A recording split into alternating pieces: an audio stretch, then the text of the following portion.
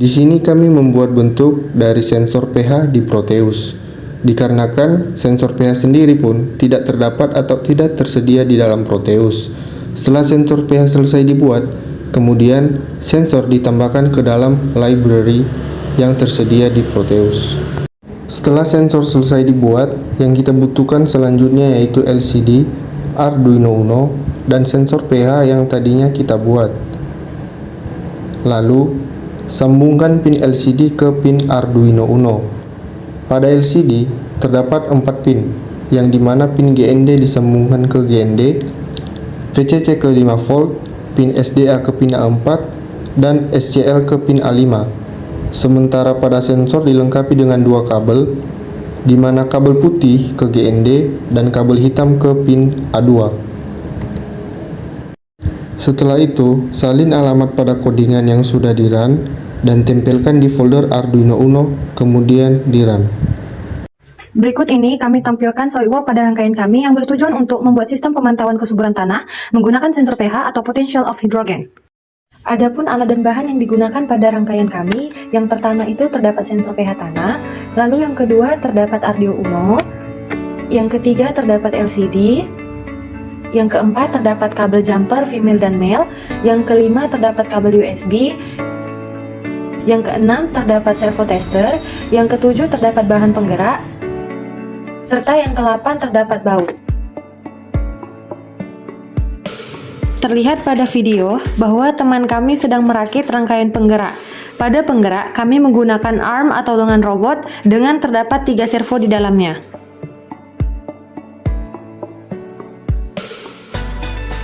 Percobaan pertama, kami menggunakan koneksi Bluetooth untuk disambungkan ke servo. Langkah pertama, pin 5V pada Arduino disambungkan ke bagian positif papan breadboard dan GND di bagian negatifnya. Lalu, sambungkan modul Bluetooth ke Arduino dengan pin RX ke pin TX, pin TX ke pin RX, pin GND ke pin GND, pin VCC ke pin 3,3V. Kemudian, sambungkan servo dengan Arduino, yang dimana kabel coklat disambungkan ke GND, kabel merah disambungkan ke 5V pada papan breadboard, dan kabel oranye ke pin 13 Arduino. Setelah itu, sambungkan koneksi Bluetooth handphone untuk mengendalikan servonya. Namun di sini kami mengalami kendala, yang dimana gerakan dari servo sangat macet dan tersendat. Karena itu, kami menggunakan servo tester untuk mengendalikan penggeraknya. Yang dibutuhkan yang pertama adalah kabel USB yang nantinya akan disambungkan ke servo tester. Nah, untuk servo tester sendiri dilengkapi dengan pin positif, negatif, dan output. Pin sebelah kiri berfungsi untuk menerima arus dari kabel USB. Di sini ada pin positif dan negatif. Inilah pin yang akan disambungkan pada USB. Sementara pin sebelah kanan berfungsi untuk mengirim arus ke servo sehingga servo bisa dikendalikan. Untuk menyambungkan kabel USB dengan servo tester, kabel positif pada kabel USB disambungkan pada pin positif servo tester.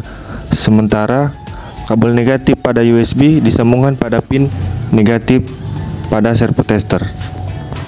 Kemudian gunakan charger untuk digunakan sebagai sumber tegangan. Kemudian di sini kami menggunakan 3 servo tester untuk mengendalikan 3 servo.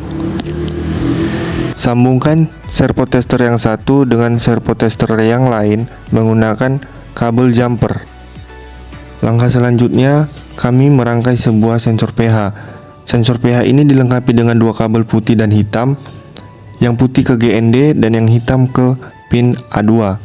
Kemudian sambungkan LCD pada Arduino Uno, yang dimana pin GND pada LCD disambungkan pada pin GND Arduino Uno. Kemudian pin VCC ke pin A0, pin SCL ke A5, dan pin SDA ke A4.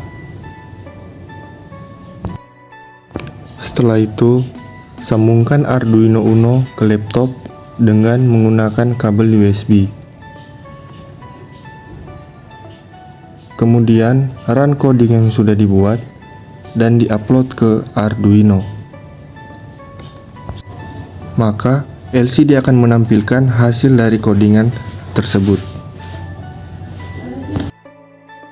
Setelah itu, sambungkan pin servo ke pin servo tester, yang dimana pin coklat pada servo disambungkan ke pin negatif servo tester, pin merah ke positif, dan pin oranye ke pin output. Lakukan hal yang sama pada servo selanjutnya dengan menyambungkan pin coklat ke negatif, pin merah ke positif, dan pin oranye ke output. Ketika servo menerima arus, maka servo pun dapat bergerak dan dikendalikan. Lakukan hal yang sama pada servo terakhir.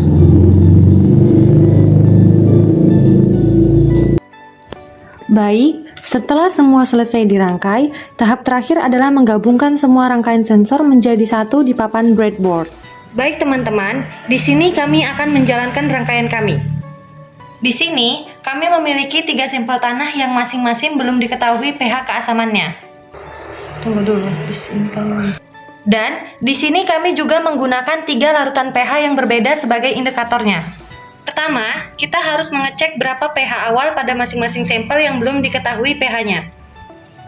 Kemudian, dicampurkan larutan pH yang berbeda ke dalam masing-masing sampel sehingga sensor akan membaca perubahan dari keasaman dan masing-masing sampel. Sampel 1 didapatkan pH awal 6. Dan setelah dicampurkan pH 4, pH sampel pun berubah menjadi 4. Sampel kedua memiliki pH awal 5. Dan setelah dicampurkan larutan pH 6, pH akhir pun berubah menjadi 6. Kelebihan pada rancangan kami yang berjudul Sistem Pemantauan Kesuburan Tanah menggunakan sensor pH atau Potential of Hydrogen yang pertama, memudahkan kita dalam membaca pH dalam suatu tanah, lalu yang kedua sangat mudah untuk digunakan sehingga tidak perlu pengetahuan khusus, serta yang ketiga dapat membaca pH suatu tanah baik asam maupun basah. Serta yang terakhir yaitu kelemahan pada rangkaian kami. Yang pertama itu kami menggunakan koneksi Bluetooth untuk menggerakkan servo, namun tidak berjalan maksimal karena gerakan dari servo sangat macet dan tersendat. Maka dari itu kami menggunakan servo tester sebagai solusinya. Yang kedua, Proteus tidak berjalan maksimal karena sensor pH tidak tersedia di Proteus. Jadi kami merangkai Proteus hanya sebagai ilustrasi bagaimana berjalannya suatu rangkaian. Lalu yang ketiga, tidak bisa dikontrol dari jarak jauh karena controller dari penggeraknya masih menggunakan kabel jumper.